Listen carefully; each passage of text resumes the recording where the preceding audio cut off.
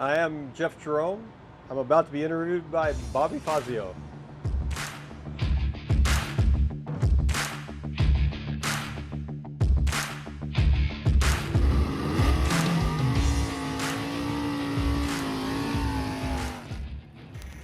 We're back here at the 2022 NHRA 4-Wide Nationals in Las Vegas, and I'm walking around the pits looking at Stock Eliminator cars, and I came across this beautiful 1963 Plymouth Savoy driven by Mr. Jeff Jerome. A-Stock automatic. Check out this car with a 426 Max Wedge. Jeff, how you doing? Good. How you doing, Bobby? All right. Jeff, where do you come from? I was born in LA, and I just moved to Sonoma, California. All right, so West Coast through and through. West Coast through and through, right. All right, let's take a look at this 426 Max Wedge Cross Ram 63 Savoy. Yep. Where do we start? First of all, how long have you been driving this car? I got this car about 6 years ago. I got it from Greg Luniak. And this is a great car. This is a great car. It's just something your mother would take to the store.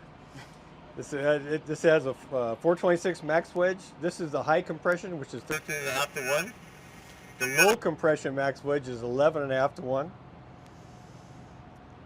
Now, what's this car advertised and rated at for NHRA drag racing? This is advertised out of the factory at 425 horsepower.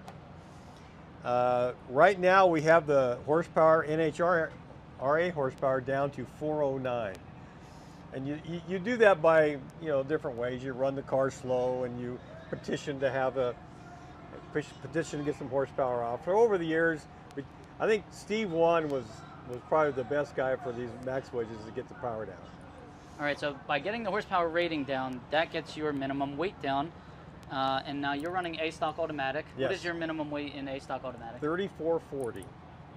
Okay, 3440. And then in B it's 3645. Big jump. Okay. So how did you run today in that first qualifying session? I could have done better. I had redone the carburetors and put a smaller jet in for this race. And when I put them back together, somehow the plunger for the carburetor for the squirters, I messed up and it stuck. So after the burnout, I couldn't get it full throttle. So I decided just to mash on it and make the run. And of course, I broke the little plunger, so I came back and fixed it. Oh, all right. Now you have twice as many carburetors to worry about as most people. What Yes. kind of carburetors are they? What came on These are these cars? Carter AFBs. They're about, you have to rate them maybe 625 CFM each. But they're a good carburetor. They're old-fashioned, but they're a nice carburetor. Now, who builds the engine? I do. I build the engine, but as far as the machining goes, on this motor, Greg Luniak did a lot of machining on this motor. And now that I live up in the Bay Area, I'll use Rick Santos to do the machine work. And that's about it for the machine work. Now, those carburetors, they're pretty specialty pieces. Do you work those yourself? Yes, or do you send those out? I do them myself. If I would have had some help, maybe I wouldn't have messed them up so bad today. But I ran 7,500 without full throttle, so yeah, that's crazy. It can't be too bad, huh? We don't want to go too fast, or that horsepower rating might be in jeopardy. Can we take a peek inside the car? Absolutely. You see, we're allowed to use race seats now, Kirky seats. Yes, I do. Explain that to It wasn't long ago we had to have the stock seat in here. Yeah, I talk about that in all the interviews. And factory seats in stock for a long time. Carpeting still mandatory. Yes. Look at this. This is a radio and heater delete car. The Plymouth Savoy was the lowest of the low. The Belvedere and the Fury were much fancier. In the Sport Fury for the street was the one. It had all the fancy stainless steel and chrome, and it was beautiful. You can get the same motors, but they had really and they were heavier. But the Savoy was the cheapest of the cheap. You could tell, and they have a post. Some of the Belvederes have posts, but the Savoy just has a post right here. So, and whereas the Fury, this is all open here. When you roll the windows down, it's one big open spot. Ah, okay. Good way to tell the difference then when you're Yeah. eyeballing the cars. Yeah. Yeah. This is a fun car. As far as the transmission, what kind of transmission do you run in the car? This is a 727, and it has 904 insides, and they're all billet. It was built by ProTrans. Now ProTrans has moved to Texas, so I service them myself. I rebuild it myself, and I use a lot of parts from A&A Trans. They're good people over there. And in fact, A&A Trans sells a lot of the parts. What kind of from torque ProTrans. converter do you run? This is an ATI torque converter. I have 2 transmissions for it, and I have a torque converter for each trans. I keep them together, and I have 1 spare torque converter, just in case. Wow. And now we're in the trunk here. Let's take a peek. In Now- the trunk, we have 2 batteries. Now in Stock Eliminator, you must run a battery in the factory location. However, this car never came with a battery under the hood. Is that No, correct? several, and the Hemis were like that too. This car had the battery in the back. It was one big, gigantic 12-volt battery, but we're allowed to run 2. So these are about 45 pounds a piece, and I use them for ballast. And if I have a heads-up run, I actually take these out, and I put a little lightweight lithium battery in, 16-volt. But Right, so for anybody that's not aware, heads-up run means you have to run your opponent first to the finish line. You guys are in the same class. That would be another A stock automatic car. Yep.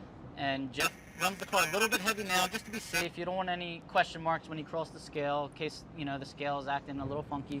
But when he wants to step it up for a heads-up, take some of that battery weight out. It takes the weight out, right? Like I said, this car is really fun. This is a really fun car to drive.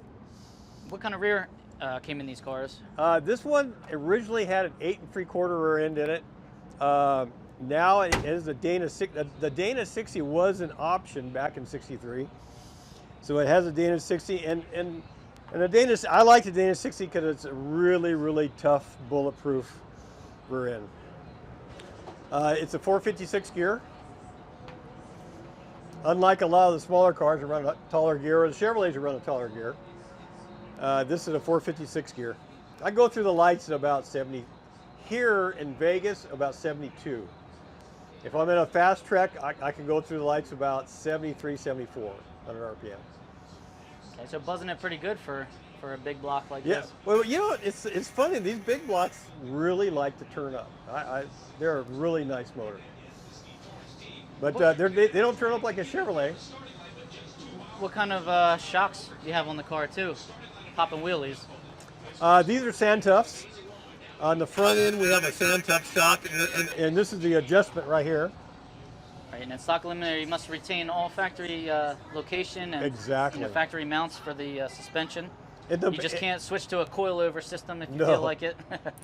In the back, yeah, and this is original. This is original gearbox. It has the old-fashioned original gearbox. It's aluminum. In the back, I have Strange, just a very inexpensive Strange rear shock, and I use a Calvert rear springs on this. Okay. Yeah, up until a few years ago, it's worth mentioning, you weren't even allowed to put an aluminum radiator in the car unless it That's right. came with one from the factory. So. All the changes they made was for safety. First of all, they were hard to find, these radiators. They were all little steel ones, and they would come apart. With all these wheel stands we do, and it come down hard and they'd come apart. So for safety's sake, they allow us to use an aftermarket TIG welded aluminum radiator, and it's good. It solves a lot of problems in a lot of dangerous situations. You are allowed to run an electric water pump, but you still must retain the alternator. Yes. That has to turn. And Off mine the is down crankshaft. in the corner, and it has to have the belt on it. It has to run the belt. Yep. So strict rules in Stock Eliminator, 9-inch wide tires. You guys know the deal. You've seen me do enough interviews. Jeff, Jerome, we thank you for spending some time with us today, and we wish you luck. Qualifying session number 2 is coming up probably in about an hour or so. Yep. So you got that carburetor straightened out. We'll see how fast you can go. Don't go too fast. Thanks, Bobby. Thanks for coming by and visiting with us. Absolutely. Take care. Okay, Bobby.